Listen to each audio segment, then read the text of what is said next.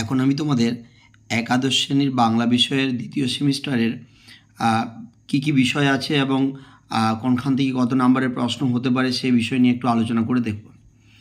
দ্বিতীয় সেমিস্টারে এমসিকিউ কোনো প্রশ্ন তোমাদের থাকছে না। 19 সেপ্টেম্বর বোর্ড কাউন্সিল একটা নোটিশ জারি করেছিল, সেই নোটিশ অনুসারে প্রশ্নের ধরন তোমাদের পরিবর্তিত হয়েছে, সেগুলো নিয়ে একটু আলোচনা করে দেখব। এখানে গল্পের মধ্যে তোমাদেরকে দুটো গল্প পড়তে হবে। একটা হলো ছুটি রবীন্দ্রনাথ ঠাকুরের, আর তেলের মতো আবিষ্কার প্রেমেন্দ্র মিত্রের। এখানে 5 নাম্বার থাকবে দুটো গল্প থেকে, দুটো প্রশ্ন থাকবে, একটা করতে হবে।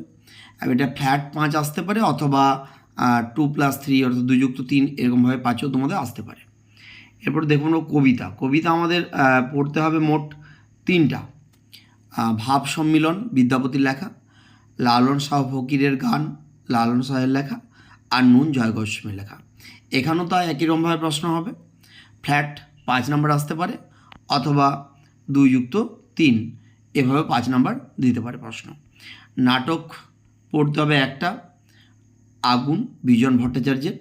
এখানে 5 নাম্বারের একটা প্রশ্ন তোমাদের করতে হবে। নেক্সট, পূর্ণাঙ্গ সহায়ক গ্রন্থ পঞ্চতন্ত্র সৈয়দ মুজতবা আলীর লেখা।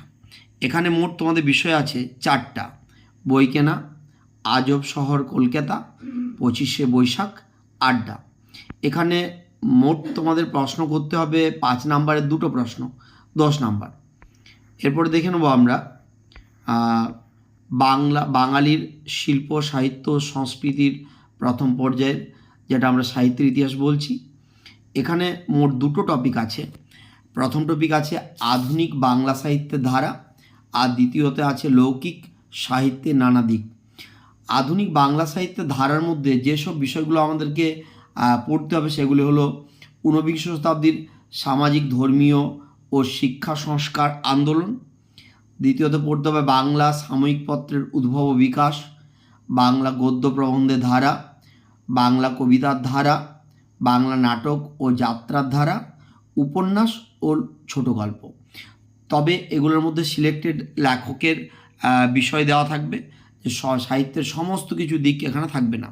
যে বিষয়গুলো আলোচনা করলাম সিলেক্টেড কিছু লেখকের এগুলো থাকবে। নেক্সট আরেকটা টপিক হচ্ছে লৌকিক সাহিত্যের নানা দিক।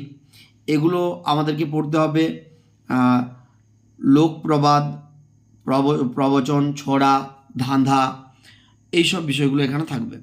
এখান থেকে একটা 5 তোমাদেরকে করতে হবে 5 নাম্বারের। এরপরে প্রবন্ধ রচনা, এটা সব থেকে বেশি নাম্বার তোমাদের ধার্য করা হয়েছে একটা প্রশ্নতে। মানুষ মানচিত্র অনুসরণে প্রবন্ধ রচনা অথবা বিতর্কমূলক প্রবন্ধ রচনা, যে কোনো দুটোর মধ্যে একটা তোমাদেরকে করতে হবে। তো মোট তাহলে 40 নাম্বার তোমাদেরকে উত্তর দিতে হচ্ছে। আরেকবার দেখে নিই আমরা। গল্প থেকে 5 নাম্বার, কবিতা থেকে 5 নাম্বার, নাটক থেকে 5 নাম্বার, পূর্ণাঙ্গ সহায়ক গ্রন্থ থেকে 10 নাম্বার, সাহিত্যের ইতিহাস থেকে 5 নাম্বার এবং প্রবন্ধ রচনা 10 নাম্বার। মোট 40 নাম্বারের রিটিন তোমাদেরকে দিতে হবে। এখানে কোনো এমসিকিউ প্রশ্ন তোমাদের থাকছে না।